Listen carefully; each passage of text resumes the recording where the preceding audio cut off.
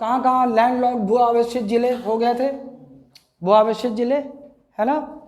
अच्छा, भू आवेशित जिले हो गए। फिर और जो छुटपुट फैक्ट होंगे वो आपके नोट्स में आ जाएंगे। टाइप हो गया है, बस एडिट होके आएगा तो आपके नोट्स में आ जाएंगे। अब इसके बाद एक देखो प्रश्न एक कैसे बन सकता है, और चूंकि नए नए जिले बने हैं अभी, तो एक ये प्रश्न बनता है कहीं भी, चाहे इंडियन ज्योग्राफी हो चाहे वर्ल्ड ज्योग्राफी हो, उसमें एक प्रश्न बनता है। तो कभी भी इससे आप उम्मीद कर सकते हो कि भाई फलाना में से कौन सा जिला कौन से जिले की सीमा बनाता है, कौन सा नहीं बनाता है। अब अगर इस प्रश्न के लिए आप जाओगे और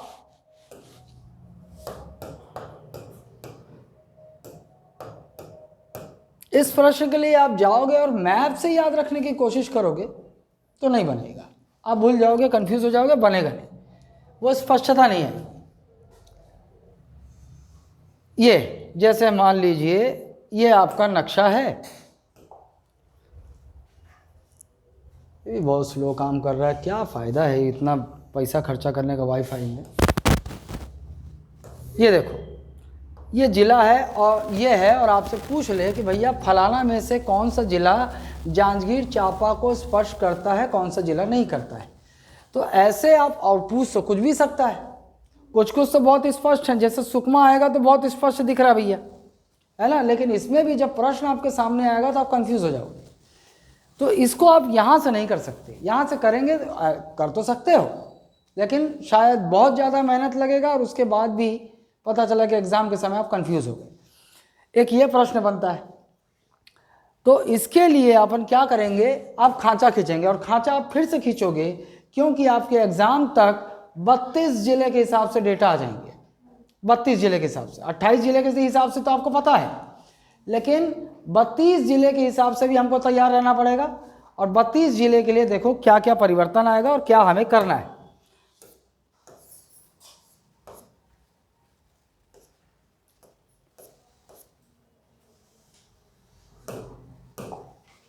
चलिए,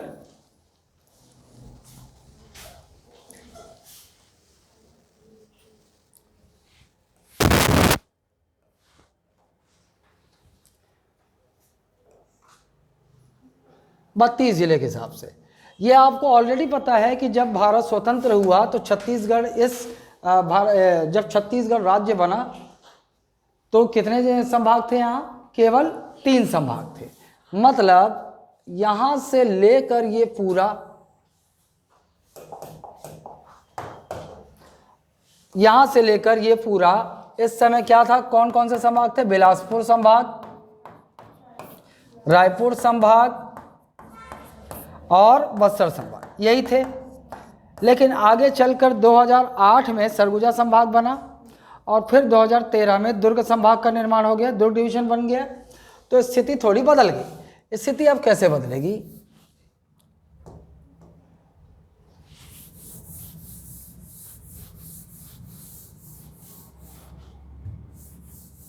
स्थिति अब ऐसे बदलेगी। वो तो वर्तमान समय में जो आप संभाग देखेंगे वो कुछ इस प्रकार से दिखेगा।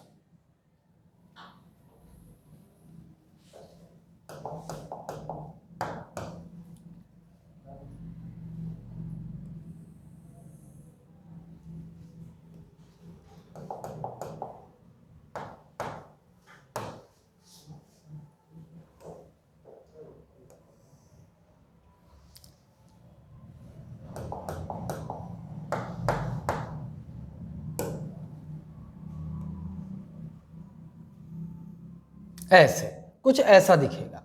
ये कौन सा संभाग, ये है सरगुजा संभाग, ऊपर वाला सरगुजा संभाग। ये कौन सा, बिलासपुर संभाग। ये कौन सा, दुर्ग संभाग। ये कौन सा, रायपुर संभाग। और ये बस्तर संभाग, है ना। 28 जिलों के हिसाब से आप देख चुके हो, और जब तक अब आपको 32 जिले के हिसाब से तैयार रहना चाहिए, क्योंकि वो बस कभी भी हो सकता है, अधिसूचना आएगी और फलाना डेट से अस्तित्व में आ जाएगा, लेकिन परिवर्तन होगा। अब 28 जिले के हिसाब से हमें वो वहाँ प्रश्न पर एक्यूरेट पहुँचने के लिए थोड़े परिवर्तन करने पड़ेंगे। अब वो परिवर्तन कैसे होगा, यहाँ तक तो बहुत स्पष्ट था। इसके बाद जो हमने देखा था वो ये देखा था कि हम क्या किया, हमने क्या किया, इसको ऐसे बांटा था और इसे ये दो भाग में बांटा था। मेरे साथ एक बार बना लो, एक बार और बना लो, कोई परहेज नहीं है, बनाओगे रफ वर्क करना चाहिए, मैपिंग वर्क मेरे साथ रफ करना चाहिए, फिर भले घर में जाके फेयर करो। ये किए थे हम। फिर इसके बाद ये जो दो लाइन हमने खींची इसके ऊपर से, इसके ध्यान रहे इसके ऊपर से ना, ये ऊपर से ये एक लाइन और एक लाइन इसके नीचे से आएगी, एक लाइन इसके नीचे से आएगी, ये ध्यान रखें। पहली वाली इधर वाली लाइन इसके ऊपर से आएगी और ये वाली लाइन इसके नीचे से आएगी। ठीक, अब ये हो गए दुर्ग जिले के, दुर्ग संभाग के 6 जिले। कितने जिले यहाँ पर होंगे? 6 जिले। कौन कौन से? ये होगा दुर्ग, ये होगा बेमेतरा, ये होगा बालोद, ये होगा कबीरधाम, ये होगा राजनांदगांव और ये होगा अब मोहला, मानपुर, अंबागढ़, चौकी। ये 6 जिले। ठीक, अच्छा, अब यहां से इधर की ओर बढ़ते हैं तो हमने क्या किया था, ये जो दो लाइन थी इसके ऊपर से एक लाइन खींची थी, इसके भी ऊपर से एक लाइन खींची थी और इसको क्या किया था हमने, इस प्रकार से जोड़ दिया था, ऐसा जोड़ा था। और यहाँ से ध्यान रहे कि इसको हमें जोड़ना नहीं है, ये दोनों लाइन जुड़नी नहीं चाहिए, ये किया था हमने, ये दोनों लाइन जुड़नी नहीं चाहिए, ये किया था।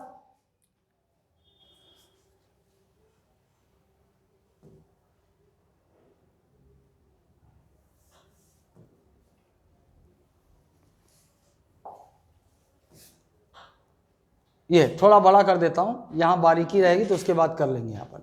ये ठीक, ये किया था हमने, या इसके ऊपर से और इसके ऊपर से ये दो लाइन। अच्छा, और फिर क्या किया था हमने, ये यहां से इसके नीचे से एक लाइन यूं खींच दी थी। लेकिन यहां तो कोई परिवर्तन नहीं हुआ, 5 ही जिले हैं अभी वर्तमान में, 5 ही जिले हैं। ये कौन सा है, ये कौन सा जिला है? रायपुर।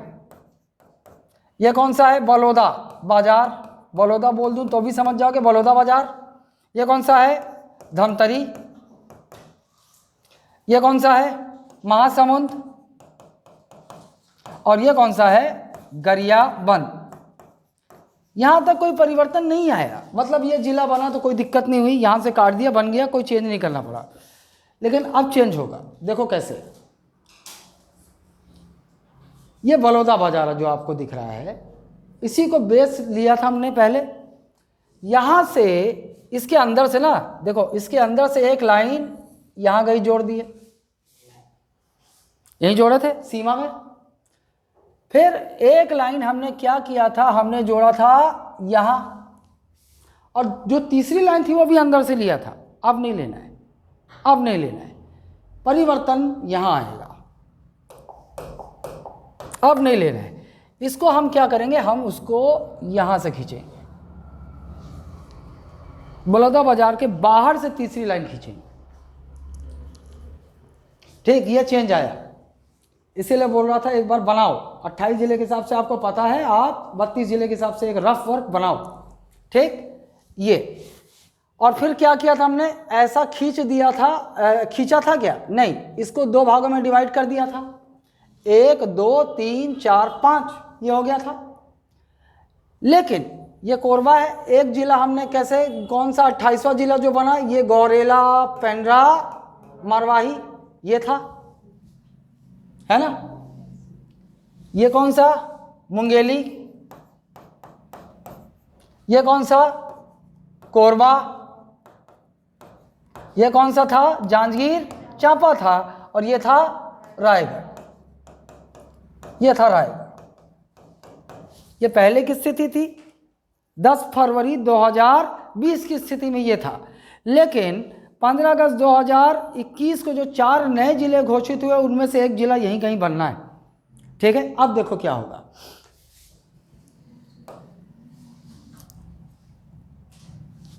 ये जांजगीर चांपा को डिलीट करो, आधा, अरे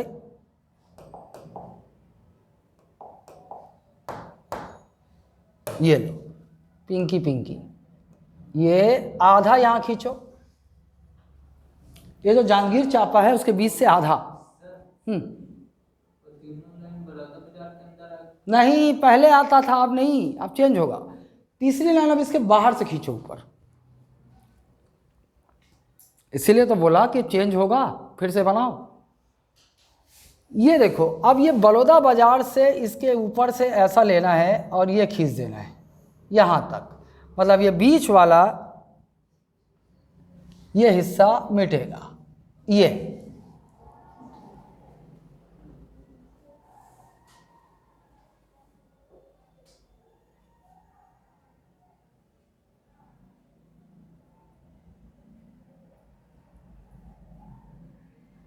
मिटाना भी है ना उसको, मैं खींचा जरूर था केवल सहूलियत के लिए, लेकिन इसको अब बीच से मिटा देना है क्योंकि घेरा आ गया ऊपर का। ये बन गया जांजगीर चांपा और ये बन गया शक्ति, और ये बन गया आपका सारंगगढ़ बिलईगढ़, सारंगगढ़ बिलईगढ़ जिला बन गया। अब इस प्रकार से आप देखेंगे बिलासपुर संभाग में कुल कितने जिले हो गए? 8 हो गए। 1 2 ये बिलासपुर है, 1 2 3 4 5 6 7 8। तो कौन सा संभाग अब हो गया जिसमें सर्वाधिक जिले हैं? बिलासपुर। उससे पहले बस्तर संभाग कहलाता था जहां 7 जिले थे, लेकिन अभी सबसे बड़ा संभाग जिले के रूप में, क्षेत्रफल के हिसाब से आज भी बस्तर संभाग सबसे बड़ा है, लेकिन जिलों के हिसाब से सबसे बड़ा संभाग हो जाएगा बिलासपुर संभाग। ठीक, ये परिवर्तन आ गया, क्लियर। चलो ऊपर चलते हैं सरगुजा में। सरगुजा में ऊपर चलते हैं तो हमने किसको बेस लिया था? इसको लिया था कोरबा को बेस, ऐसा लिया था ना कोरबा को बेस, और इसको ऐसा बांट दिया था और इसको ऐसा।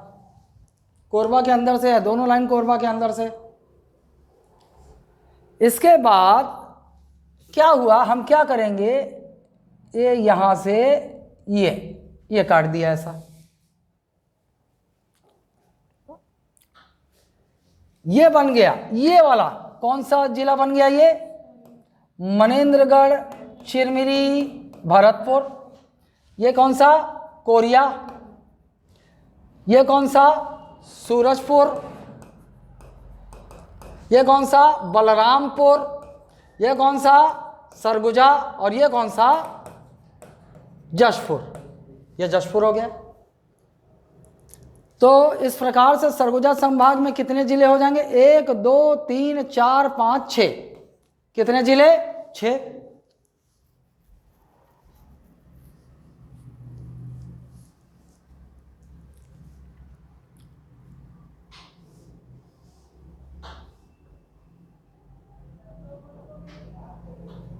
ठीक है, चलो ऊपर बस्तर में आ जाओ। अब यहां पर हमने किसको बेस लिया था? बस्तर संभाग में शुरू करने के लिए किसको बेस बनाया था? बालोद की धमतरी रे, धमतरी, इसको बनाया था बेस। ये किया था। ठीक, धमतरी को अंदर से लिया एक लाइन, ये डब्बा खींच लिया, यहां एक लाइन खींचा और इसको पूरा जोड़ दिया।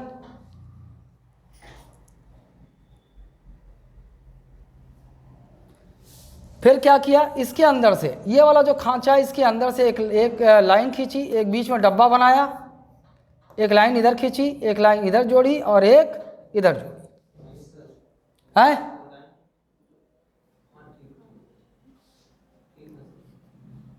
ठीक है, ये कौन सा जिला हो गया आपका? कांकेर। कांकेर हो गया। ये कौन सा जिला हुआ? कोंडागांव। ये कौन सा जिला हुआ? बस्तर। ये कौन सा जिला हुआ? सुकमा। ये कौन सा जिला? बीजापुर। ये बीच में ये कौन सा जिला? नारायणपुर। और ये हो गया दंतेवाड़ा, ये दंतेवाड़ा जिला हो गया। इस प्रकार बस्तर संभाग में हमने देखा ये 7 जिले। अब मैं बताता हूं कि इसको बनाने का मकसद क्या है। ये कोई नया और किसी का यूनिक ट्रिक नहीं है ना। बता देता हूं, यूपीएससी में जब लोग ज्योग्राफी ऑप्शनल की तैयारी करते हैं तो इसी तरह से ब्लॉग बनाकर करते हैं, है ना। यूपीएससी ज्योग्राफी में वर्ल्ड ज्योग्राफी भी होती है, वो होती है, तो वो इसी तरीके के करते हैं, इसी तरीके से करते हैं। लेकिन हम यहाँ छत्तीसगढ़ यूपीएससी स्तर का नहीं पढ़ने जा रहे हैं जो बहुत कुछ ऐसा बनेगा। यह हमारा दायरा सीमित है, हमारा दायरा सीमित है। तो उसके हिसाब से जो प्रश्न बनेगा वो इस नक्शे से बहुत हद तक आपका सॉल्व हो जाएगा। ये ब्लॉक, इसको ब्लॉक मैपिंग कहते हैं, ऐसे ही ब्लॉक में तोड़ के बनाया जाता है। ठीक है, अब ये हो गया। यहाँ पे देखिए, अब आपसे ये सहूलियत कहाँ होगी मैं बताता हूँ। ये आपको सीख गए, आप 1-2 बार रफ वर्क करेंगे, एक बार फेयर करेंगे, आपके दिमाग में बैठ जाएगा। अब आपसे यदि पूछ दे कि बताओ भैया इनमें से कौन सा जिला सारंगढ़ बिलाईगढ़ को स्पर्श नहीं करता, है ना। आपका प्रश्न ऐसे बनेगा, सारंगढ़ बिलाईगढ़ से इनमें से कौन सा जिला स्पर्श नहीं करता। अब ये आप फटाफट यहाँ से खींच लो, एक काम करो, क्या करो, बलौदा और ये वाला ऊपर वाला खींच लो ऊपर, आइडिया हो जाएगा। कैसे? देखो, क्या बिलासपुर सारंगढ़ बिलाईगढ़ को स्पर्श कर रहा है? नहीं। क्या जांजगीर चांपा कर रहा है? हाँ, जांजगीर चांपा स्पर्श कर रहा है ना। कैसे नोनी छू रहा है ना जांजगीर चांपा। ये जो क्षेत्र है ये सारंगढ़ बिलाईगढ़ की सीमा है, तो जांजगीर चांपा लगा हुआ है कि नहीं? छू रहा है ना, स्पर्श कर रहा है ना। क्या कोरबा स्पर्श कर रहा है?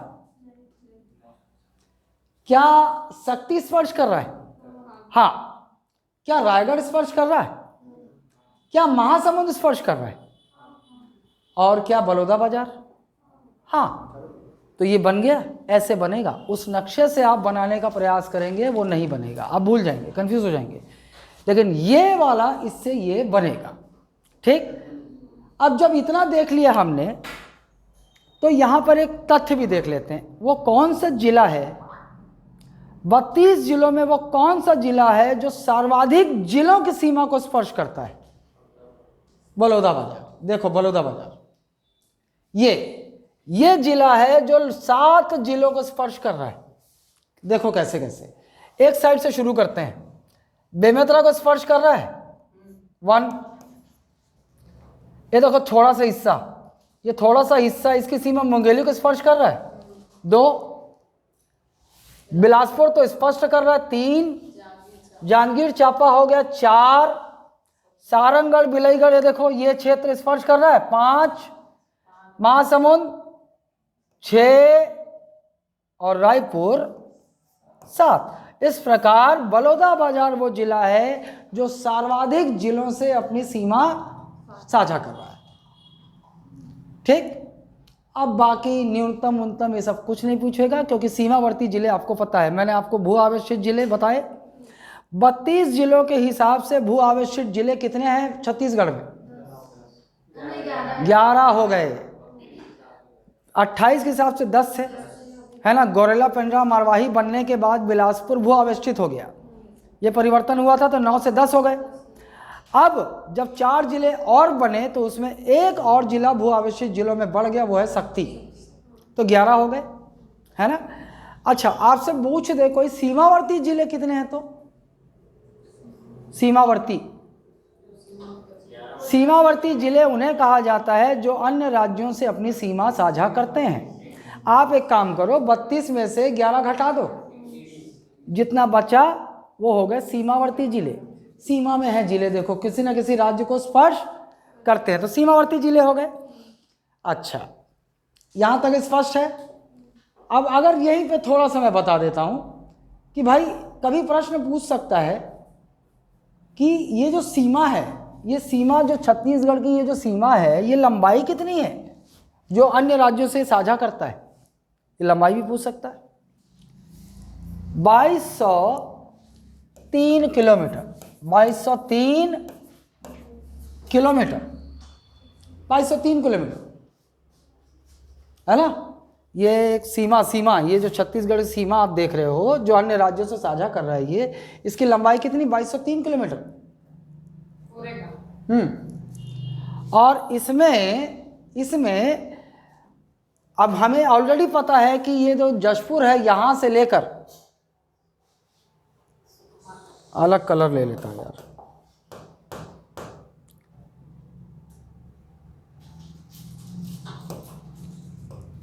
ये जशपुर से लेकर, यहां से लेकर ये सुकमा तक, यहां कितने जिले उड़ीसा से अपनी सीमा साझा कर रहे हैं? उड़ीसा से 9 जिले, यहां से लेकर ये कौन, जशपुर, रायगढ़, सारंगढ़, बिलाईगढ़, महासमुंद, गरियाबंद, धमतरी, ये थोड़ा सा सीमा, कोंडागांव, बस्तर, सुकमा, 9 जिले। ये सर्वाधिक लंबी सीमा साझा करता है, मतलब उड़ीसा राज्य जो है, छत्तीसगढ़ राज्य का सर्वाधिक सीमा किस राज्य से साझा हो रही है? उड़ीसा से। 830 किलोमीटर आसपास, एकदम एग्जैक्ट डेटा तो नहीं मिलता, लेकिन 800 आप अंदाजे में अगर कभी आ जाए तो 830 किलोमीटर अप्रॉक्स। और मेरा फुट्ठा है वहाँ, ले आओ तो, संध्या के पास। 830, 709 कहाँ बोला मैं, 830। और सबसे छोटा राज्य बोल रहा हूं, वो राज्य जो छत्तीसगढ़ से सबसे छोटी सीमा साझा करता है, कौन सा? आंध्रा। यह है यहां पर है ना आंध्रा, ये जो है ये 38 किलोमीटर है। कितना है? 38 किलोमीटर।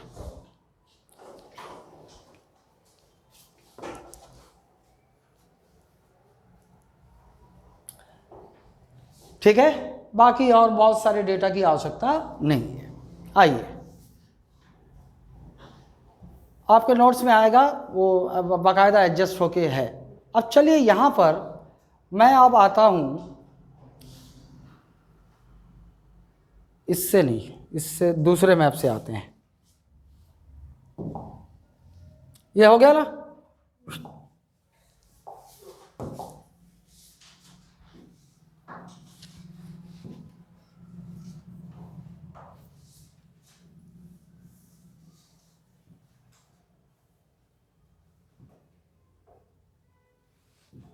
किसका रेजोल्यूशन अच्छा था भाई? इसका रेजोल्यूशन अच्छा था। आ जाओ,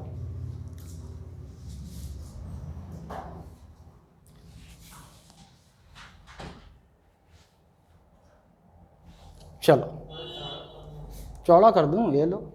अब ठीक है।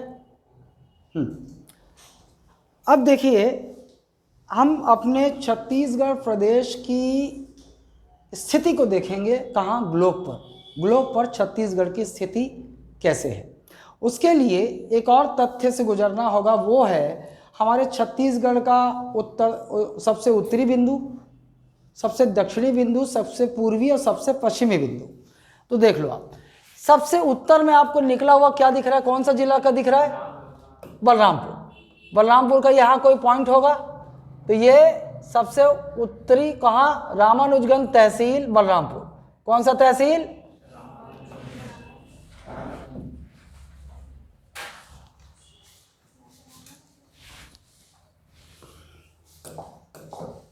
कौन सा कलर स्पष्ट दिखेगा?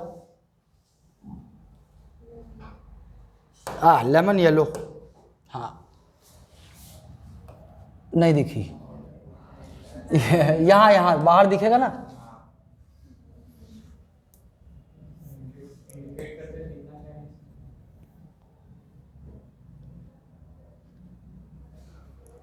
अब काला और वाइट जब हो जाता तब चुनौती हो जाती है। ये ऐसा कुछ कलर चुनना है।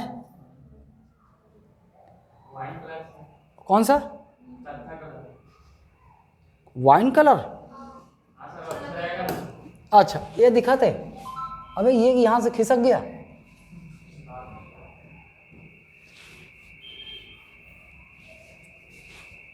ये दिखा थे, है ना, देखिए कौन सा तहसील, रामानुजगंज बलराम, ये सबसे उत्तरी बिंदु वहां पड़ेगा आपका इस जिले में, है ना, नॉर्दर्न मोस्ट पॉइंट। और यहाँ पर यहाँ का सबसे, छत्तीसगढ़ का सबसे सदर्न मोस्ट मतलब दक्षिणतम बिंदु कहाँ पड़ेगा, सुकमा में पड़ेगा। कौन सा तहसील, कोंटा, कौन सा तहसील, कोंटा तहसील, कोंटा तहसील ये पड़ेगा। छत्तीसगढ़ का सबसे पूर्वी ईस्टर्न मोस्ट पॉइंट कहाँ पड़ेगा, जशपुर में पड़ेगा।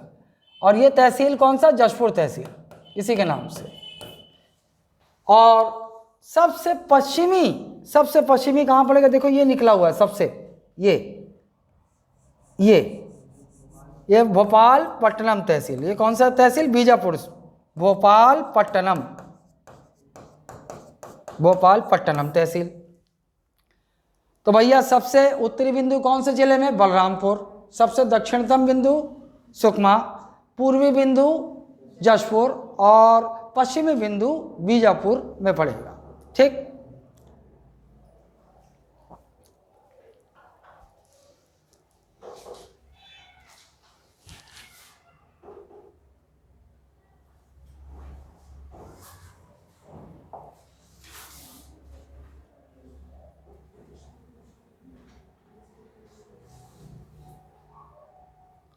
मेरे को इसको खिसकाने का है, इसको खिसका कैसे सकते हैं, कैसे, ऐसे,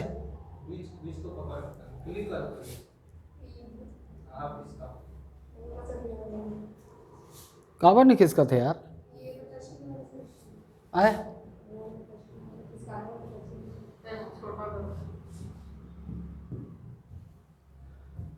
मैं परेशान हूँ थोड़ा सा, खिसक जा भाई, है थोड़ा छोटा कर दे, साइड से ऐसे छोटा करके। ओह यस, ठीक है, इसको मैं साइड में रख देता हूँ क्योंकि मुझे ज़रूरत है किसी और चीज़ की।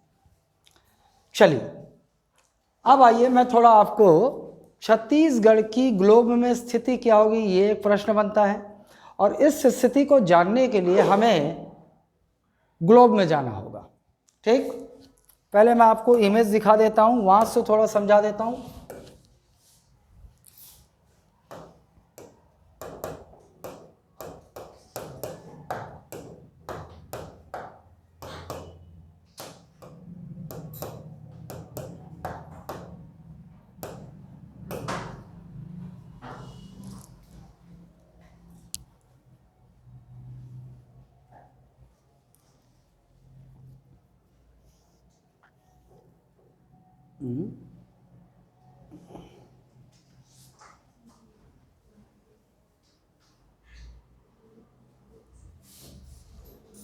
इसका रेजोल्यूशन ठीक होगा 750 इंटू 591, ठीक होगा, ये होगा ठीक, एकदम शानदार।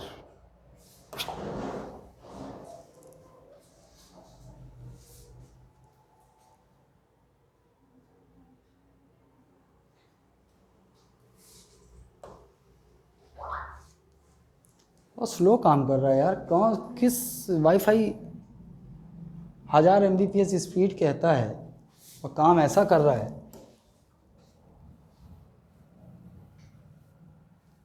मुझे इसको खिसकाना है, हाँ आया, दिखा थे, देख रहे हैं आप लोगों को ये, चलिए आप लोगों को दिख रहा है,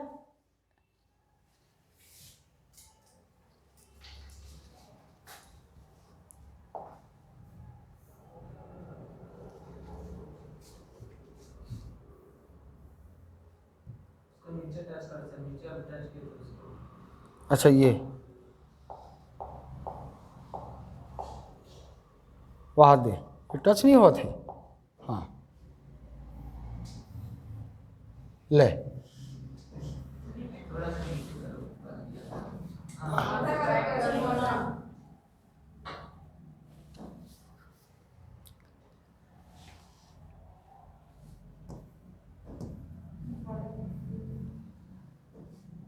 खींच के बड़ा होगा, ठीक है, सीख जाऊंगा एक आध साल में। चलो ये देखो, ये है हमारा ग्लोब, स्फेरिकल।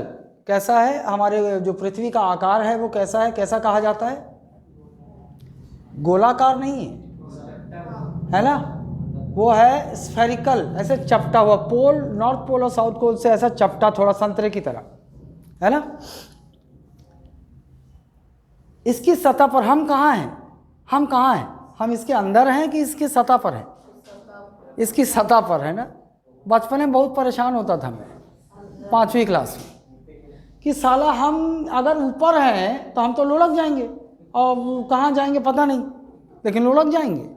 इस चीज़ को समझने में बहुत समय लगा कि हम सब सतह पे हैं। यहाँ कहीं लोग, यहाँ खड़ा है कोई ऐसा, यहाँ कोई खड़ा है तो वो ऐसा खड़ा है, यहाँ कोई खड़ा तो ऐसा खड़ा है ना।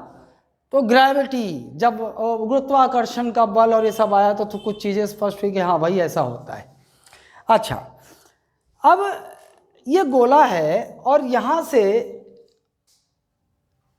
Parallels of latitude and meridians of longitude. अब देखो यहाँ पर 0 डिग्री, असल में इससे ज़्यादा स्पष्ट आपको नहीं आएगा, ये कचरा करके रखा हुआ है, ये ज़्यादा अच्छा है आपके लिए समझाने के लिए शुरुआत में। आए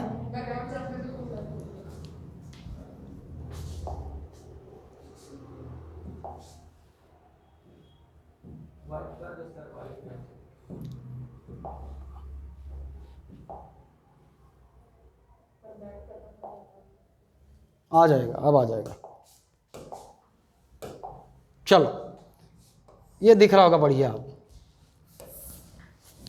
चलो ये है ग्लोब।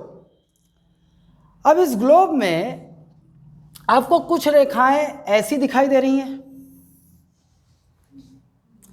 तो वे काल्पनिक रेखाएं जो लेटी हुई काल्पनिक रेखाएं, हॉरिजॉन्टल लाइंस, ये क्या है, ये सारी रेखाएं काल्पनिक है, इमेजिनरी लाइंस हैं। ऐसी लेटी हुई जो लाइंस आपको दिख रही हैं ऐसे,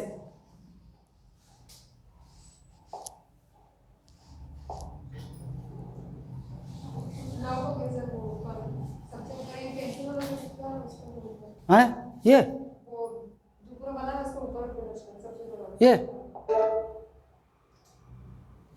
अरे यार गया कि हाँ है ठीक, ये है ठीक। ये इसे हम क्या कहते हैं, इसे हम लैटिट्यूड कहते हैं हिंदी में, और अंग्रेजी में क्या कहेंगे इसे, अक्षांश।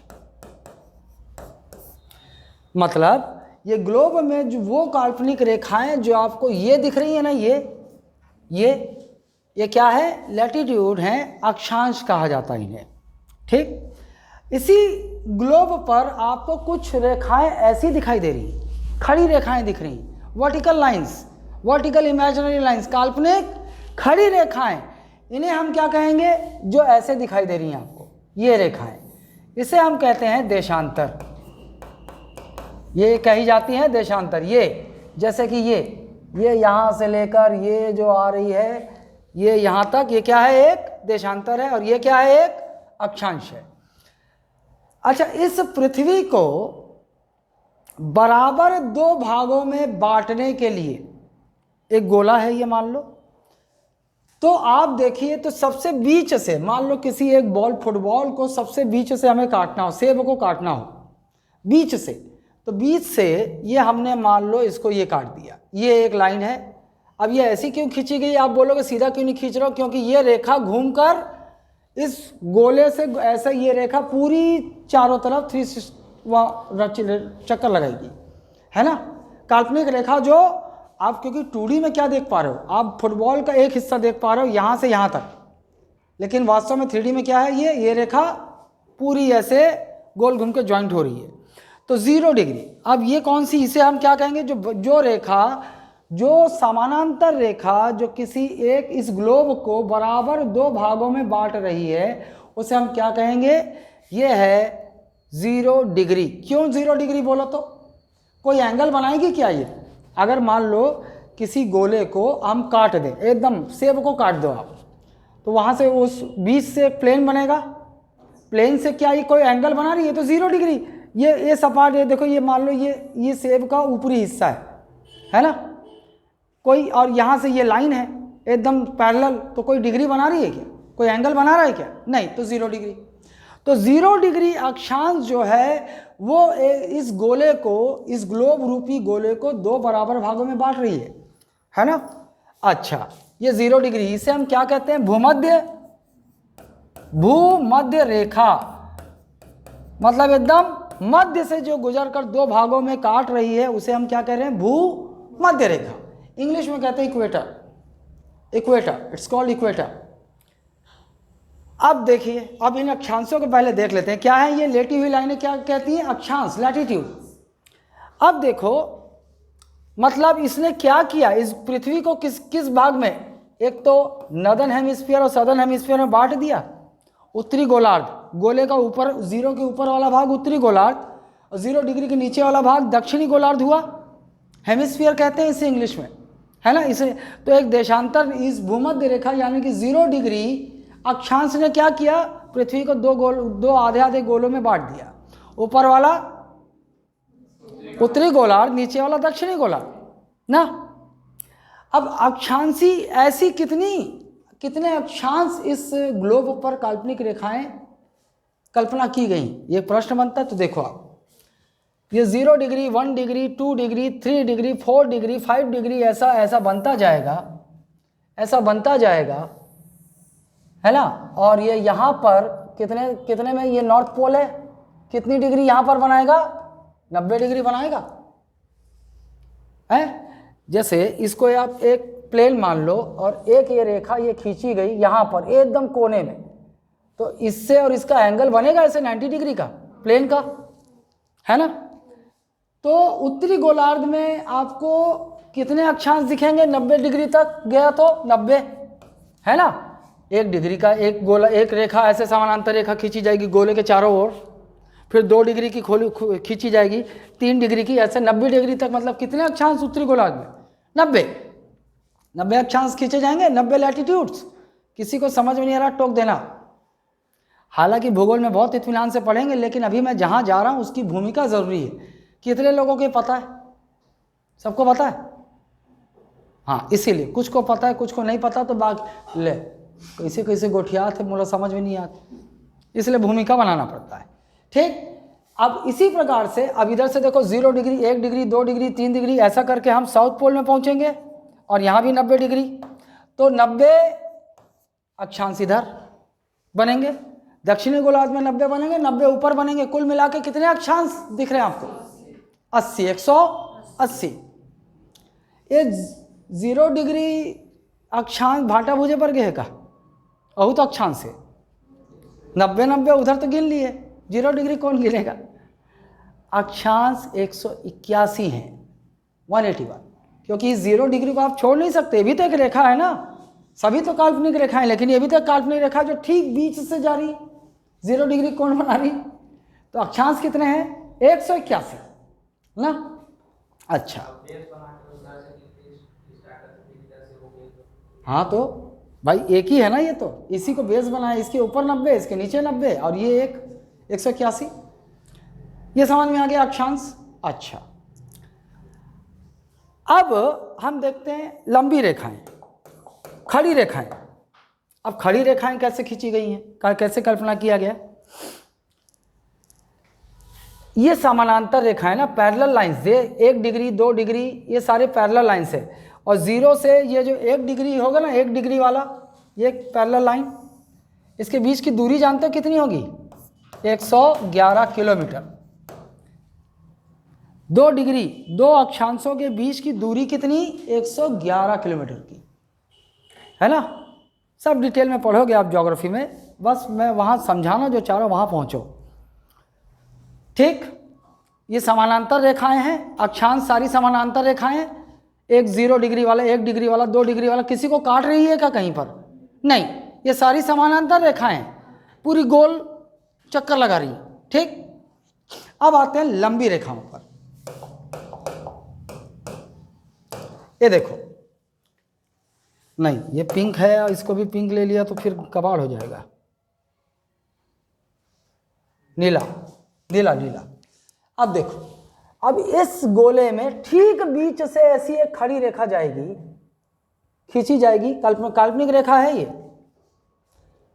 तो अगर अब इसका प्लेन बदल गया ना, क्योंकि ये काट कैसे रहा है, ऐसे काट रहा है ना, ऐसे दो भागों में काट देगा, है ना। ये क्या हो जाएगा, ये पूर्वी भाग हो जाएगा, ये पश्चिमी भाग। अब इसको दो भागों में ऐसे काट दिया इसने।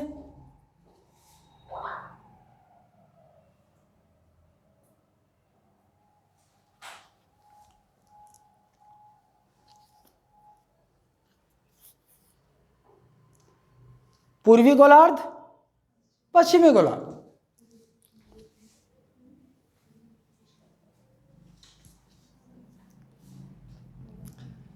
अब देखो, जाहिर सी बात है 0 डिग्री बनाएगा। ये कौन सी डिग्री, इसको मिटा देता हूं ना मैं, क्योंकि ये आपको दिक्कत पैदा करेगा। ये तो समझ गए, तो इसको मिटा रहा हूं। अब ये कितना डिग्री है, ये 0 डिग्री होगा। ये खड़ी रेखा 0 डिग्री पर, इसे बोलते हैं हम prime meridian. Prime meridian 0 degree, 0 degree. और ये क्या है, देशांतर है ना खड़ी वाली। या मैं पूरा अगर रफ कर दूं तो ज़्यादा अच्छा होगा। देशांतर आप समझ गए हो ना, क्योंकि ये खिंच है। हाँ, Greenwich meridian time, mean time, Greenwich mean time.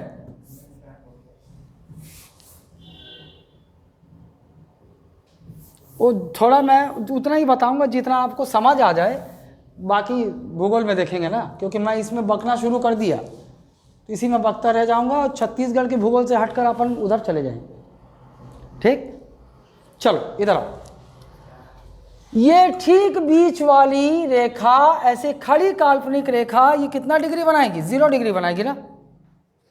लेकिन ये क्या करेगी, इसको पूर्वी गोलार्ध और पश्चिमी गोलार्ध में बांटेगी। ठीक, अब देखते हैं ये 0 डिग्री। लेकिन ये रेखाएं समानांतर नहीं होती। ये जो खड़ी काल्पनिक रेखाएं ना, समानांतर रेखाएं नहीं होंगी। क्यों, क्योंकि ये गोला है 0 डिग्री। ये जो है ना, ये जो आप देख रहे हो 2D में देख रहे हो, ये 0 डिग्री ऐसे गोले पर चल रही है और पूरा चक्कर लगाएंगी, पूरा चक्कर लगाएंगी गोले का। फिर ये 0 डिग्री के इधर, इधर देखो, इधर 1 डिग्री, ये नॉर्थ पोल को बिंदु बनाकर ऐसे गोला चक्कर लगाकर ये साउथ पोल से कटते हुए घूमेगी, साउथ पोल से।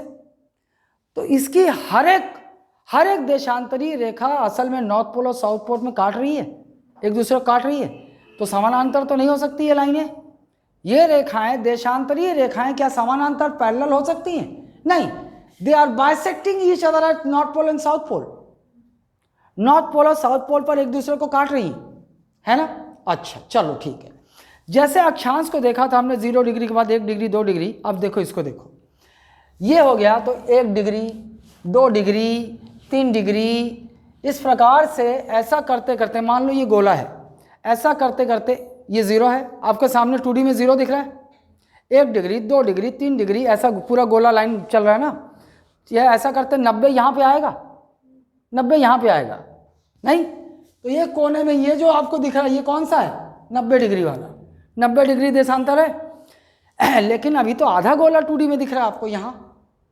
अब इसके पीछे भी तो चलेगा 91 92 93, ऐसा करते करते इस 0 के ठीक पीछे कौन सा देशांतरी रेखा आएगा, ठीक पीछे 180। ये 0 आपको सामने दिख रहा है ना, 0 डिग्री सामने दिख रहा है ना। एक गोला है आपके सामने, कल्पना कीजिए आप, यही गोला है, ये 0 आपको सामने दिख रहा है। 1 2 3 4 5 ऐसा करते हुए 90 आया ये। इसके पीछे चले जाओ 91 92 93 94 95 96 97, ऐसा करते करते 180 ठीक इसके पीछे होगा। 180 डिग्री देशांतर ठीक इसके पीछे होगा नहीं। इस 0 डिग्री को अपन प्राइम मेरिडियन कहते हैं, GMT कहते हैं, ग्रीनविच मीन टाइम ना। और इसके ठीक पीछे 180 डिग्री देशांतर रेखा है जिसे हम कहते हैं अंतरराष्ट्रीय तिथि रेखा, इंटरनेशनल डेट लाइन कहते हैं। सुने हो, कभी सुने होगा स्कूल में, याद नहीं है? हाँ, अब देखो 180 हो गया, इसके ठीक पीछे 180, लेकिन भाई इधर भी तो 1 डिग्री 2 डिग्री 4 डिग्री 90 यहाँ तक पहुँचेगा, और 90 के फिर इधर 91 92 93, है ना। ऐसा करते करते 180 डिग्री तक पहुँचेगा नहीं। अब मुझे बताओ इस पृथ्वी, इस ग्लोब पर कितने देशांतर रेखाएं हैं? 261 आई, और 90 को 4 से गुना करो तो कितना होगा? 360 होगा क्या? 300 कहते पूरा बताओ मेरे को कितना होगा? आए 361 पक्का?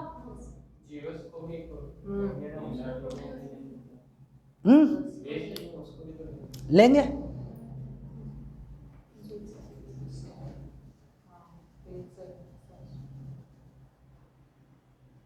ये जो 0 डिग्री और इसके ठीक पीछे 180 डिग्री दिख रहा है आपको, वो तो दोनों की गणना में कॉमन हो रहा है। इधर से 1 डिग्री 2 डिग्री 3 डिग्री ऐसा करते जाओ तो 180, इधर से ऐसा करते जाओ तो 180, वो तो कॉमन हो गया। ये जीरो वाला लाइन जो है आए ये पूरा एक लाइन ऐसे काउंट कर रहे हैं ना। अच्छा, एक पूरा सर्कल एक ही लाइन को एक ही डिग्री लेना है, हाँ, तो इस हिसाब से तो फिर 181 होना है, 180 होना है। नहीं नहीं नहीं, आप इसको ऐसे मानो, सामने का एक नॉर्थ पोल से ये साउथ पोल जोड़ रहा है, 1 ये 2 ये 3, इसको पूरा मत करो आप। ये जो अक्षांश देखे थे ना, इसको गोल पूरा लो, मतलब शेप काटते हैं तो है ना, वो समानांतर रेखा है। लेकिन ये क्या हो रहा है, ये तो बाइसेक्ट कर रहा है ना नॉर्थ पोल साउथ पोल में, इसलिए तो आपको फ्रंट में गोले के आधे में आपको इधर 90 दिख रहा है, इधर 90 दिख रहा है, लेकिन इसका ठीक पीछे भी तो 90 90 है। लेकिन गणना करते समय क्या हो रहा है, 180 कॉमन हो जा रहा है। गोल घूम के जब अपन यहाँ से जा रहे हैं 1 से लेकर 180 तक वो कॉमन हो जा रहा है, फिर इधर से 1 से लेकर 180 तक जा रहे हैं तो कॉमन हो जा रहा है। तो वो कितना हो गया? 360 नहीं 359 हुआ। कितना हुआ करके देखो आप। 1 से लेकर आप इधर जा रहे हो 180 तक, इधर 1 से लेकर इधर 180, 180 कॉमन हो गया। 180 180 130 कितना होना? 360 होना था ना। 180 तो कॉमन हो गया, एक कम कर दो, कितना हो गया? 359। ये 0 डिग्री एक ठन 60, 360। समझ में आई? हैं?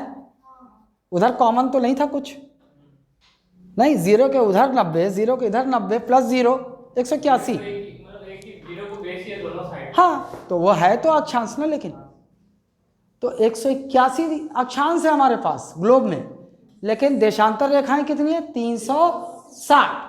180 कॉमन हो जा रहा है, इसलिए 180 इधर 180 इधर जोड़े 360 हुआ, एक माइनस कर दो, कॉमन हो गया, 2 बार गणना हो गई, 359 हो गया। और ये 0 डिग्री को जोड़ोगे तो 360 नहीं।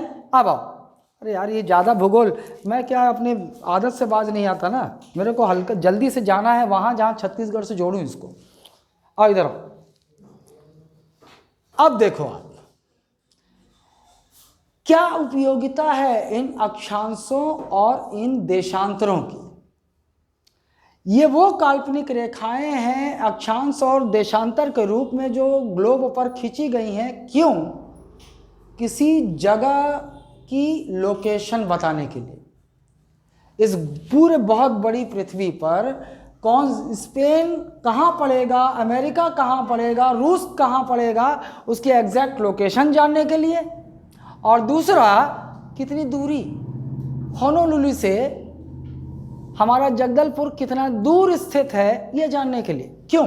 क्योंकि यहाँ पर ये जो अक्षांश 0 डिग्री और ये 1 डिग्री अक्षांश, इसके बीच की दूरी होती है 111 किलोमीटर, और ये जो 1 डिग्री देशांतर और ये देशांतर के बीच की दूरी होती है 111.3 किलोमीटर। इसी से हम इस ग्लोब पर कोई स्थान है, कोलंबो। कोलंबो कहाँ स्थित है? भारत की दिल्ली से वो कितना किलोमीटर है? हम इन अक्षांश और देशांतर की स्थिति को देखते हुए इसकी गणना कर सकते हैं और वहाँ पहुँच सकते हैं, हवाई रूट से हो या समुद्री रूट से हो। ठीक। अच्छा, समुद्र में जो दूरी को कैसे मापते हैं? समुद्र में नॉटिकल माइल। नॉटिकल माइल, समुद्र में जो दूरी होती है ना उसे हम कैसे नापते हैं? Nautical miles. Nautical miles. अब देखो, भारत जो है, प्रश्न पहले अक्षांशों की दिशा में देख लो आप। इस 0 डिग्री ने क्या किया? ये 0 डिग्री भूमध्य रेखा ने इसे किस में बांटा? नॉर्दर्न और सदर्न में। और भारत यहाँ है। कहाँ है भारत? यहाँ। तो मुझे बताओ, अक्षांशों की दृष्टि से भारत कहाँ आएगा? उत्तरी अक्षांश में आएगा कि दक्षिणी? उत्तरी। मतलब एक बात तो तय हो गई कि भारत अक्षांशों, जहां तक, अरे क्या लिख रहा हूं मैं, जहां तक अक्षांश की बात है, भारत कौन से, कहां स्थित है? उत्तरी गोलार्ध में, मतलब उत्तरी अक्षांश ही काटेगी। ठीक, अब ये तो तय हो गया भाई, अक्षांश की जब बात होगी तो हम उत्तर में हैं, है ना? अच्छा, फिर जब ये देशांतर ने काटा तो भारत कौन से हिस्से में है? पूर्वी। मतलब जब देशांतर की बात होगी तो भारत कहाँ है? पूर्वी देशांतर। ये बात क्लियर हुई कि नहीं हुई? कौन ला क्लियर नहीं हुई? वैसे नहीं हो गए? ठीक है, देशांतर की बात करेंगे तो भारत की स्थिति क्या है? देखो ना भाई, ये 0 देशांतर इस भाग में है ना, पूर्वी। तो देशांतर की बात करेंगे तो पूरब, और जब अक्षांश की बात करेंगे तो उत्तर और दक्षिण। कहाँ है हम? उत्तर में है। ये घटना होगी। ठीक है, क्लियर है?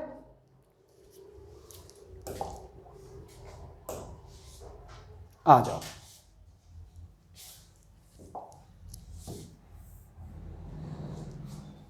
अब आते हैं यहां। अब भारत अगर मान लो उत्तर में है और पूरब में है, छत्तीसगढ़ तो उसके अंदर ही है, मतलब ये भी, इसका भी अक्षांश वही होगा। कौन सा अक्षांश? उत्तरी अक्षांश में स्थित होगा, और देशांतर में पूर्वी देशांतर में स्थित होगा।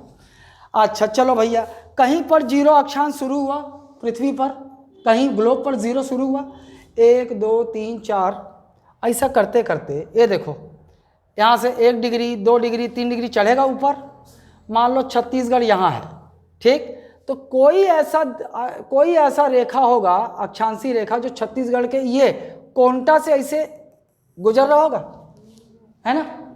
और कोई अक्षांश ऐसे ही ऊपर चढ़ते जाएगा, तो कोई अक्षांश ऐसा भी होगा जो यहाँ बलरामपुर के कोने से स्पर्श करते हुए गुजर रहा होगा। नहीं, यहाँ जाओ। तो ये कौन सा अक्षांश यहाँ से शुरू होगा ना? पहले 0 से 1 2 3 चढ़ेगा ऊपर। ये कौन सा अक्षांश है? ये 17 डिग्री 46 मिनट। ये कौन सी रेखा होगी? ये वाली कौन सी रेखा होगी? 17 डिग्री 46 मिनट। ये अक्षांश है ना?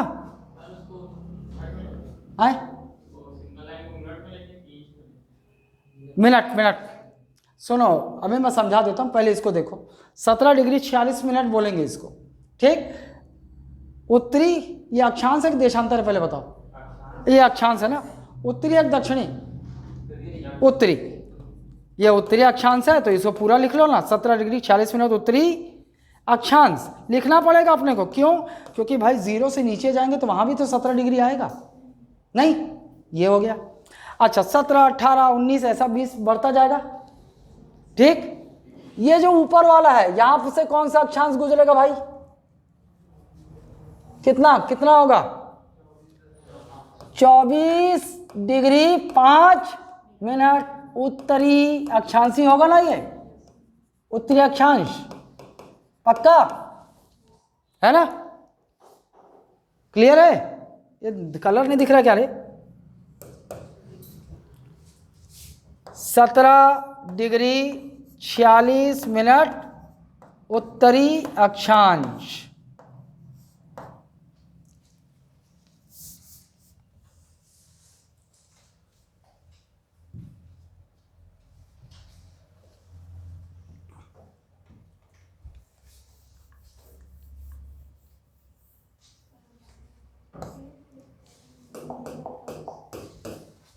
सत्रह डिग्री 46 मिनट उत्तरी अक्षांश, शॉर्ट में लिख दिया।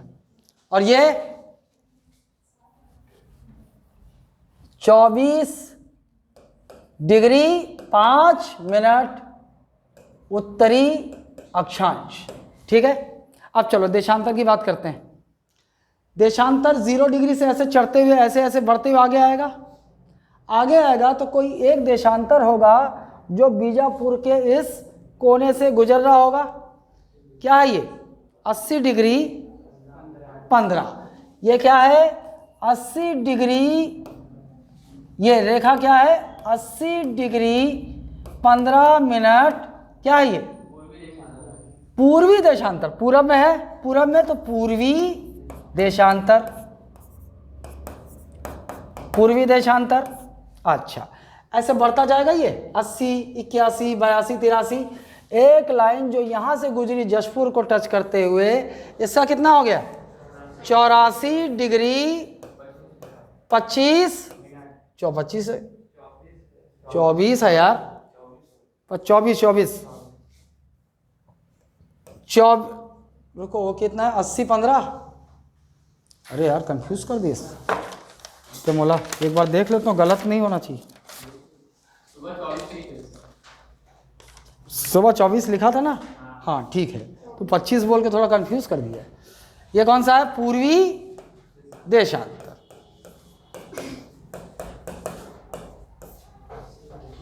समझ गए इसकी स्थिति कैसे आई? छत्तीसगढ़ की लोकेशन। अच्छा, अब यहीं पर जब बात आई तो मैं आपको, आपके मन में थोड़ा सा सवाल उठ रहा होगा ना, ये जीएमटी, आईएसटी। देखो ऐसे ही देख लो, या यहीं से दिखा देता हूँ। ये देखो, ये है पृथ्वी। आपको पता है ये पृथ्वी अपने ही धुरी पर, अपने एक्सेस पर कैसे, किधर की ओर घूमती, किस दिशा में घूमती? ऐसे, इस दिशा में घूमती है ये, पश्चिम से पूर्व की ओर, है ना। और हमें पता है सूरज, हम बोलते हैं ना कि सूरज कहाँ से उगता है? पूरब से उगता है ना। चलो मान लेते हैं, इतना बड़ा तो बना नहीं सकते, लेकिन ये है हमारा सन ना। अच्छा, सन सेंटर में है ना, और उस सारी चीज़ें उसके प्लैनेट, ग्रह उसके चारों ओर हैं। ठीक, ये सेंटर में सन है, और समझ जाओ ये पृथ्वी रूपी गोला, ये सेंटर में इधर सन है, ये पृथ्वी रूपी गोला, ये अपने धुरी पर घूम रहा है ना। अपने धुरी पर घूमते घूमते ये पृथ्वी का, सूरज का चक्कर भी लगा रहा है। ऐसे ऐसे ऐसे ऐसे घूमते घूमते चक्कर लगा रहा है ना सूरज का, ये बीच में है सूरज, चक्कर लगा रहा है। अच्छा, दिन और रात मुझे बताओ कि सूरज के चक्कर लगाने से होता है कि पृथ्वी के अपनी धुरी पर घूमने से होता है? पृथ्वी जो अपनी धुरी पर 24 घंटे, लगभग 23 घंटे 56 मिनट 14 सेकंड की 46 है ना। हाँ, इतना समय लेता है। 24 घंटा तो हम राउंड फिगर बोल देते हैं ना। ठीक, जब ज्योग्राफी पढ़ेंगे तो उस पर डिटेल में आएंगे अभी, लेकिन चूँकि मुझे मालूम है ये आईएसटी जीएमटी बोल दिए ना, तो कुछ मन में रह जाएगा ना। ये अपनी धुरी पर घूम रही है, मतलब किसी भी समय, ये सूरज है मान लो, तो किसी भी समय पृथ्वी का आधा भाग ही सूरज के सामने होगा और आधा भाग उसके ठीक पीछे हो जाएगा, मतलब वहाँ तक सूरज की रोशनी नहीं पड़ेगी। मतलब इस सूरज के मुंह के सामने पृथ्वी का जो आधा भाग है वहाँ दिन होगा और उसके पीछे होगी रात, नहीं? अच्छा, अब पृथ्वी चूंकि घूम रही है अपने धुरी पर पश्चिम से पूरब की दिशा में, तो चलो अब ये मेरे सामने इमेजिन कर लो 2D गोला। यहीं पर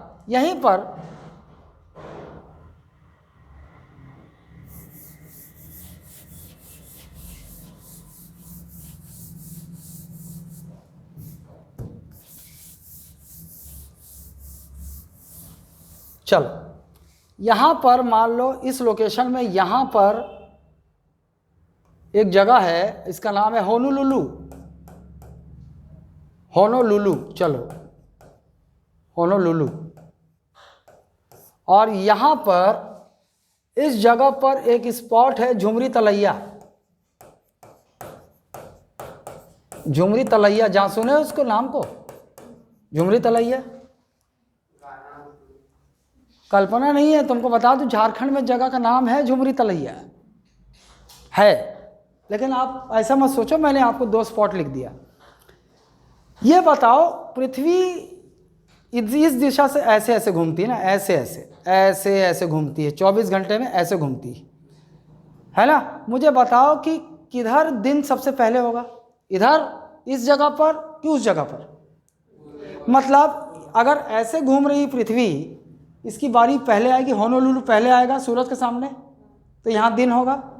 लेकिन मान लो 180 डिग्री देशांतर पर झुमरी तलैया है, मतलब जिस समय यहाँ उजाला हो रहा है उस समय यहाँ अंधेरा है ना, नहीं, लगभग 12 घंटे पीछे है ये।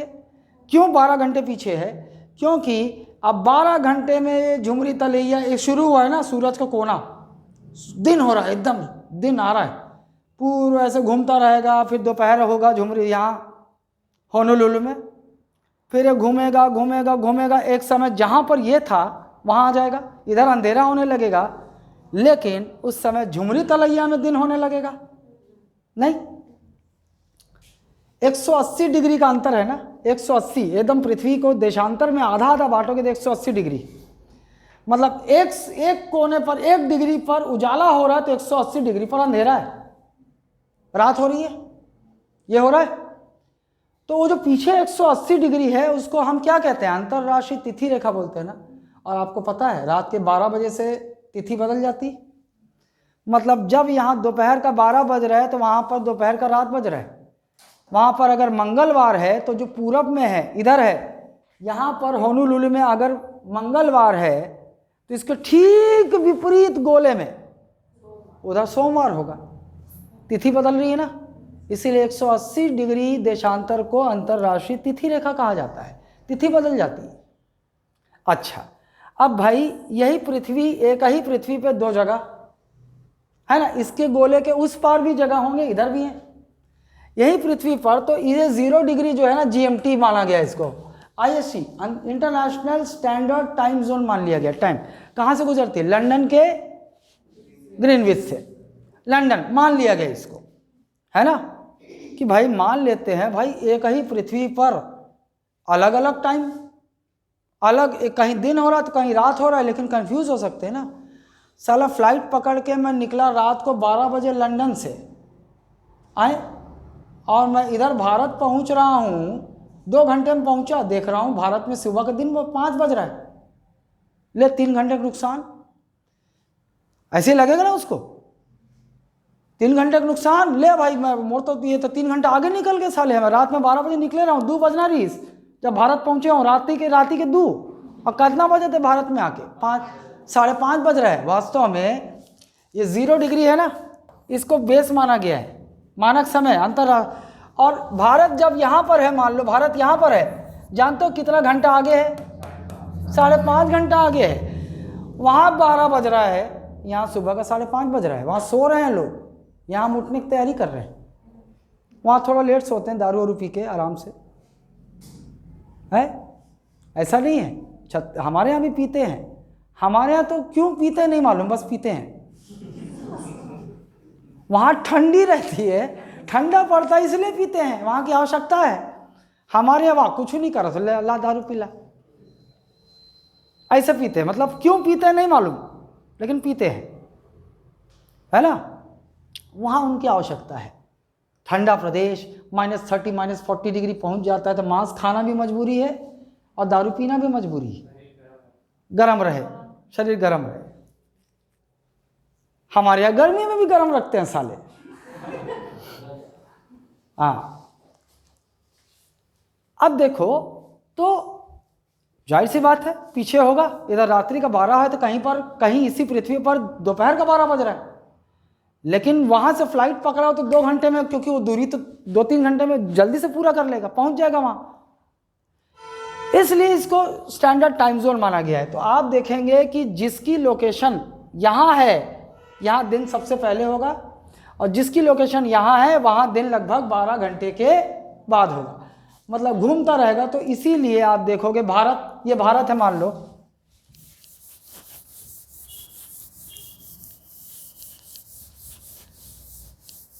मान लो भारत कहाँ है, आपको ये पता है भारत यहाँ है, ये मान लो यहाँ है, ठीक।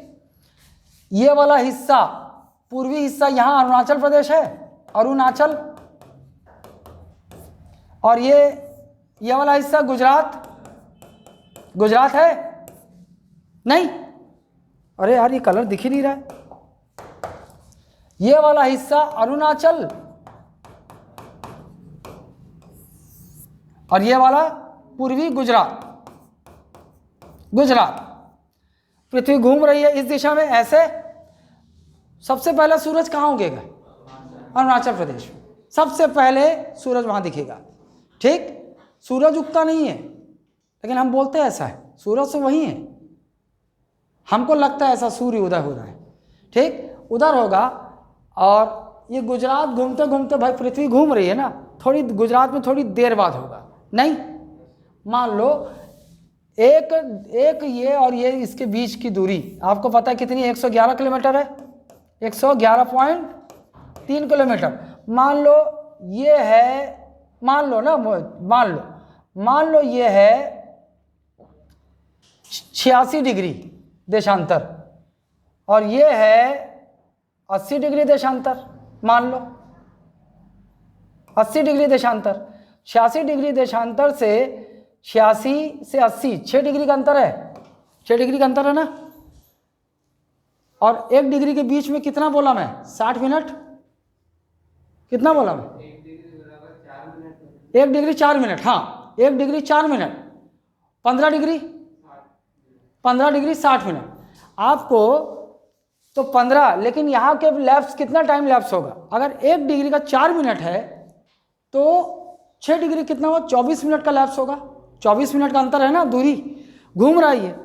तो इधर गुजरात में 24 मिनट बाद उजाला होगा, है ना, यहाँ 24 मिनट बाद। अब क्या है भाई, भारत भी बड़ा है। अब इसी की तरह रशिया देख लो, मान लो ये तो भारत की बात हो गई। रूस जानते हो, रूस ऐसे एकदम फैला हुआ है ऐसे, तो साला है ना, रुको, रूस ऐसे फैला हुआ है ना, एक कोने में दिन में लोग 10 बजे ऑफिस पहुंच जा रहे हैं, है ना। इधर दिन पहले होता है, इधर दिन पहले होता है, इधर दिन पहले होगा तो 10 भी पहले बजेगा, ऑफिस पहुंच गए। इधर वालों का 10 बज रहा 2 घंटा बाद आए। अब 10 बजे भाई आप जानते हो सब इंटरकनेक्टेड है ना। एती वाले होनोलुलु SBI ब्रांच कॉल कर रहे थे, जरूरत पड़ गई सोला वो कोना में एती फोन लगा थे, वाह अभी तो ऑफिस बंद है, 10 बजे नहीं, ऐसा वाला किस्सा हो जाता है। तो इससे बहुत सारी अव्यवस्थाएं पैदा होती हैं। जैसे इनका अरुणाचल प्रदेश के लोगों का क्या कहना था कि देखो भाई हमारे यहाँ 4 बजे, चूंकि हम लोग एकदम पूरब में, तो हमारे यहाँ 4 बजे सूरज उगाता है। अब सूरज उग गया, लेकिन भारत में ऑफिस खुलने का समय 10 बजे, एक टाइम रखे गया 10 बजे, 10 तो एक ही साथ बजेगा। बोला साला 8 बजे हम जल्दी उठ जाते हैं क्योंकि सूरज जल्दी उग जाता है, उठ के करें क्या? यहाँ से लेकर 6 घंटा 10, अभी ऑफिस जाने के लिए 6 घंटा है। ऑफिस जाना है ना, तो हम खेल पाते हैं ना, कूद पाते हैं ना, कहीं जा पाते हैं, नहीं। 10 बजे से और 6 बजे ऑफिस बंद होते, साले जल्दी सुबह हुए तो जल्दी रात ही हुई। फिर जब ऑफिस बंद होता है तो अंधेरा हो जाता है, तब भी हम साला कहीं कुछ नहीं कर पाते। ये इनका शिकायत था, है ना, इन लोगों का। हाँ, जबकि इधर वाले मौज करते थे, है ना। 10 इनका, अब इधर मान लो इधर 6 बजे सूरज उग रहा है तो 2 घंटे का लाभ है, और 6 बजे ऑफिस छोड़े तो अभी अंधेरा नहीं हुआ है, तो वो घूम सकते हैं, कुछ काम कर सकते हैं। ये बोलते थे साला उठ जाते हैं हम तो ऑफिस जाना है 10 बजे तो कुछ नहीं कर सकते, और ऑफिस जब खत्म होता है तब तक अंधेरा हो जाता है। शिकायत थी। इसीलिए ना इसको मैनेज करने के लिए डिफरेंट टाइम जोन बना। अभी भावनाओं में बह गया मैं आज, है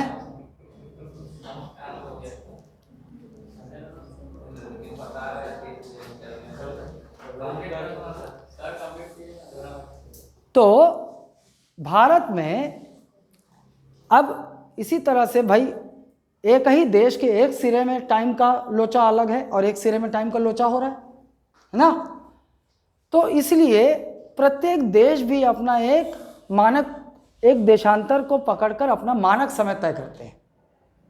पूरे विश्व के लिए मानक समय 0 डिग्री प्राइम मेरिडियन को मान लिया गया है। उसी को बेस बनाकर इधर वाले 5.5 घंटा आगे हैं तो ठीक इधर इसी डिग्री पर 5.5 घंटा पीछे होगा नहीं। तो भारत में एक रेखा गुजरती है, देशांतरी रेखा। ये कौन सी है? 82.5।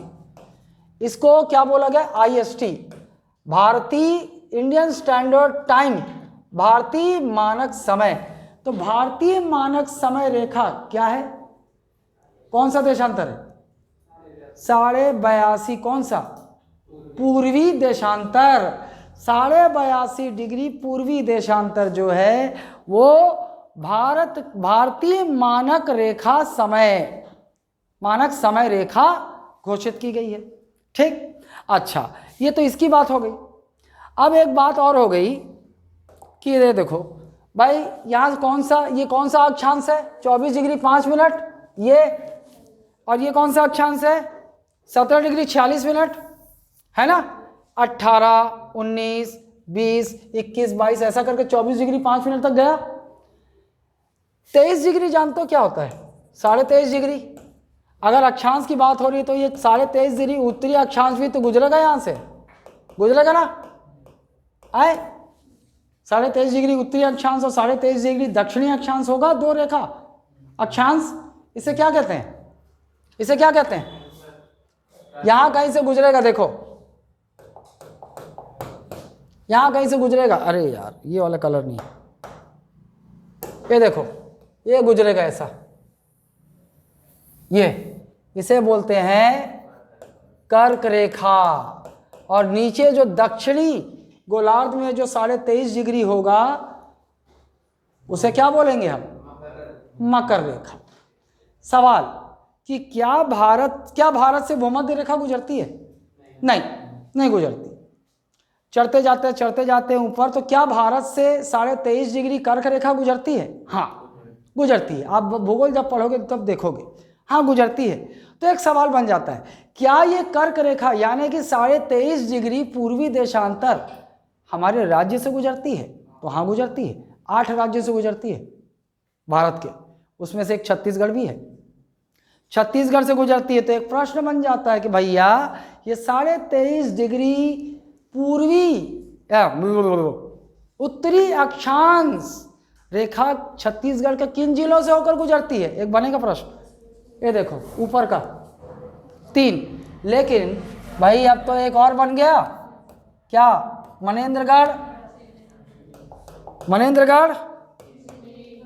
मनेन्द्रगढ़, चिरमिरी, भरतपुर। तो कितने जिलों से होकर गुजरती? 4। ठीक, 4।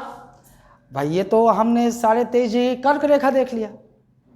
अब वो 82.5 डिग्री पूर्वी देशांतर जो भारतीय मानक रेखा समय है ना, इंडियन स्टैंडर्ड टाइम, वो गुजरता है क्या? तो हाँ भाई वो भी गुजरता है, वो भी गुजरता है छत्तीसगढ़ से।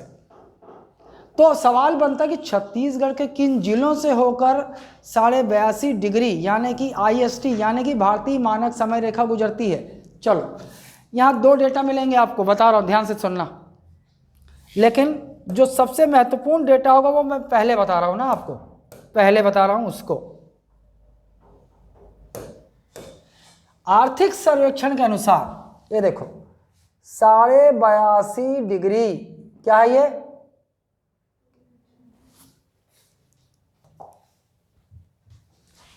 साढ़े 82 डिग्री, ये देशांतर की बात हो रही है। तो ये क्या है? ये पूर्वी देशांतर। इसे हम अन्य भाषा में क्या कहेंगे? क्या कहेंगे? IST।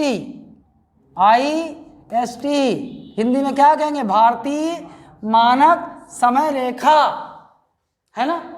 छत्तीसगढ़ के किन जिलों से होकर गुजरती है? ये लिखिए, ले लीजिए यहां से। बलरामपुर, भाई सूरजपुर, है ना, कोरबा, मेरा भावनाओं को समझो ना, ये सीधा जा नहीं रहा है। नहीं यार, भावनाओं को तुम लोग कई बार नहीं समझते हो। ये लो, ये देखो, सूरजपुर बलरामपुर से कहाँ घुसा? सूरजपुर, सूरजपुर से नहीं, सरगुजा बीच जाएगा यार, सरगुजा, सरगुजा से कोरबा, कोरबा से जांजगीर चांपा, जांजगीर चांपा से बलौदा बाजार, बलौदा बाजार से महासमुंद होते हुए ये निकल जाएगा। कितना जिला हुआ? गिनो तो, 1 2 3 4 5 6 7, इन 7 जिलों से गुजरता है। ये सबसे तगड़ा आपका जवाब होगा। हाँ, अब बदलेगा, लेकिन जब तक डेटा आएगा नहीं हम लोग कैसे बताएं? जब बदलेगा तब बताऊंगा मैं, है ना। अभी यही रखो, ये देखो कहाँ कहाँ से 82.5 डिग्री पूर्वी देशांतर जो है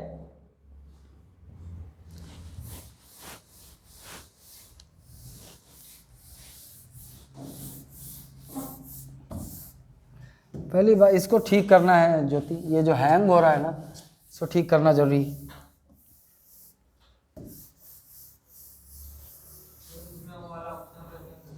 कौन सा? एक बार आप ओला बना दो तो उसी के अंदर मिल जाता है, रहता है?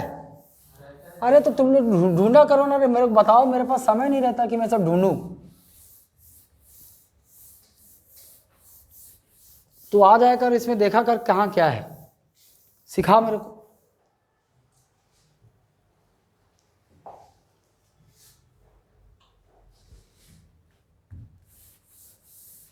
मैं क्या है, ये कचरा हो गया था तो इसको स्पष्ट कर देता हूं।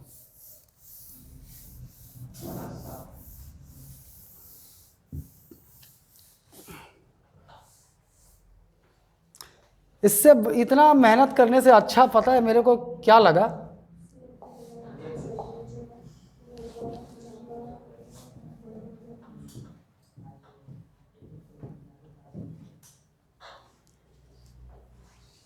फोकट में इतना देर घिसत रहे हो।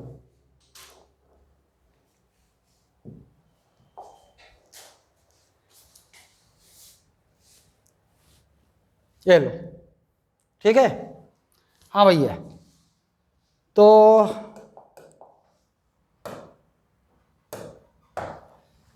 ये 23.5 डिग्री का है, ये 23.5 डिग्री उत्तरी अक्षांश, उत्तरी अक्षांश, इसे हम क्या कहते हैं? कर्क रेखा। कर्क रेखा छत्तीसगढ़ के कितने जिलों से होकर गुजरती है? 4, मनेन्द्रगढ़, चिरमिरी, भरतपुर, कोरिया 1 2, सूरजपुर 3 4, बलरामपुर। ये ठीक है। फिर 82.5 डिग्री देखते हैं।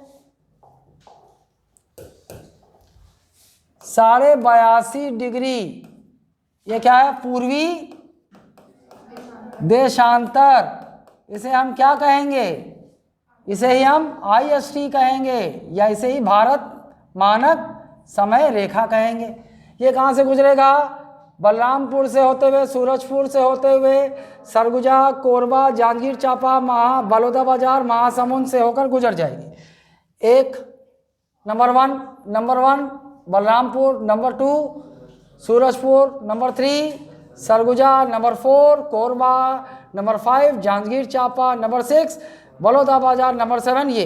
लेकिन चिप्स है, एक चिप्स है, चिप्स लेज वाला चिप्स नहीं है ये है ये छत्तीसगढ़ इन्फोटेक प्रमोशन सोसाइटी, एक ऑर्गेनाइजेशन है जो डेटा रिलीज करती है छत्तीसगढ़ के विभिन्न।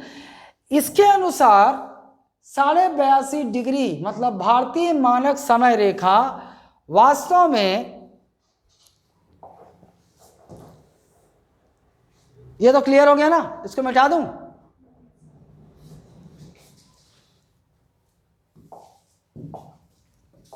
उसके मिटाने से बढ़िया तब तक ही आ जाएगा।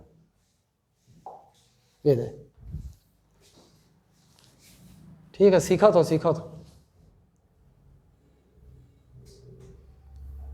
ये लो, अब आई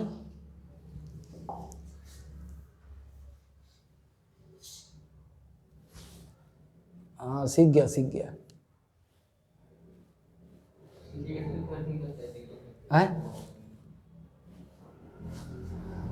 ठीक है। इसके अनुसार वो कहता है कि नहीं भाई 82.5 डिग्री 82.5 डिग्री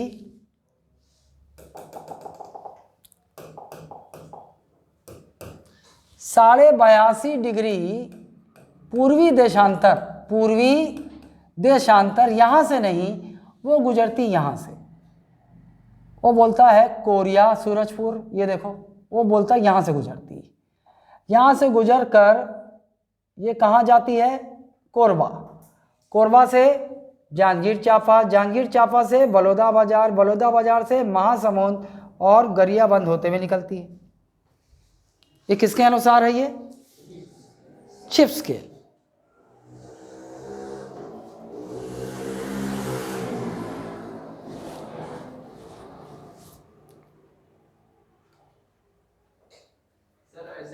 गया तो एक ही जगह होगा ना, काल्पनिक रेखा गया कहाँ, ये तो हमने मैप बनता है तो उस पर करते हैं। अब चिप्स जो है अपना आंकड़ा दे रहा है, आर्थिक सर्वेक्षण अपना, तो आर्थिक सर्वेक्षण को अपने जितना ज़्यादा स्ट्रांग मानना है ना। लेकिन कई बार ऐसा कुछ आएगा नहीं, तो आपको विकल्प से समझना होगा कि वो किसके अनुसार पूछ रहा है ना, विकल्प से समझना होगा। मतलब क्या गोल हो गया इस चिप्स की, इस आंकड़े से क्या गोल हो गया। देखो बलरामपुर गायब हो गया है ना, एक तो ये गायब हो गया, बलरामपुर है, सूरजपुर है रे पगली, सूरजपुर तो है, ये गायब हो गया, ये गायब हो गया, दो गायब हो गया, और ऐड क्या हो गया, गरियाबंद। ये याद रखना बस है। संभाग से याद तो रहेगा, लेकिन संभाग थोड़ी पूछेगा यार, वो तो जिला पूछेगा। हाँ देखो मतलब इससे हमारा बस्तर और दुर्ग संभाग का तो कोई नाता ही नहीं, ना तो कर्क रेखा से नाता है, कर्क रेखा से तो सरगुजा संभाग को छोड़कर किसी का नाता नहीं। और जब भारतीय मानक समय रेखा की बात है तो दुर्ग और बस्तर का कोई नाता नहीं है, तीनों संभाग ही इन्वॉल्व हैं। सरगुजा देखो, अब इसके अनुसार क्या है भाई, सूरजपुर, कोरिया, कोरबा, जांजगीर चांपा, बलौदा बाजार, महासमुंद और गरियाबंद। क्या परिवर्तन आया भाई, बलरामपुर और सरगुजा गया और गरियाबंद जुड़ गया, ये है ना, कोरिया और गरियाबंद जुड़ गया। देखो वो दोनों गया और कोरियाबंद और गरियाबंद जुड़ गए, ये याद रखना, ठीक। अच्छा अब ये दोनों रेखा जो है, मान लो ये भाई, ये भी तो है ना, ये कौन सी है, कर्क रेखा, 23.5 डिग्री उत्तरी अक्षांश ना। ये दोनों अगर जा रहे हैं तो कहीं काटते भी तो होंगे एक दूसरे को। तो देखो चिप्स के अनुसार ये कहाँ काटता पता है, कोरिया में एक दूसरे को काटता है। ये दोनों रेखाएं कोरिया में एक दूसरे को, सोनहट तहसील में एक दूसरे को काटती हैं। लेकिन आर्थिक सर्वेक्षण के अनुसार ये दोनों रेखाएं एक दूसरे को वास्तव में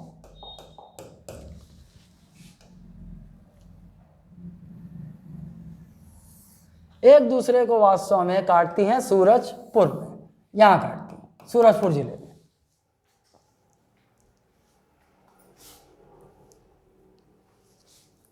समझ रहे हो, नोट्स में आपके स्पष्ट अलग अलग लिखा हुआ है। चलो आज ज़्यादा हो गए, ठीक है। So this is all for today, will meet tomorrow. अब आपका कायदे का ज्योग्राफी शुरू हो जाएगा, पहाड़, नदी, पहाड़, पत्थर, सेंचुरी जिसको कहते हैं, वहाँ से चलिए।